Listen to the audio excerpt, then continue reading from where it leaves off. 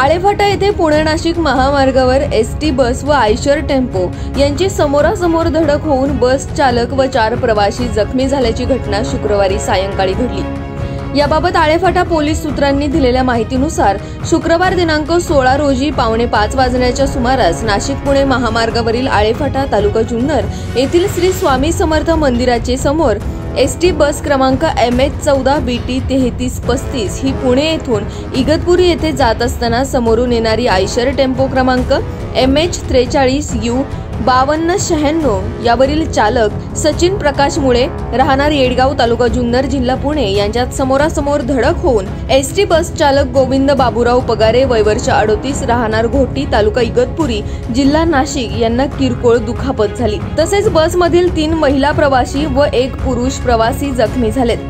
तसेच ST bus तिचेही नुकसान झाले। आयशर टेम्पो चालक सचिन प्रकाश मुळे यांच्या विरुद्ध कायदेशीर फिर्याद संतोष घोंगडे वय वर्ष 32 राहणार इगतपुरी जिल्हा नाशिक यांनी आळेफाटा पोलिसात दिली आहे।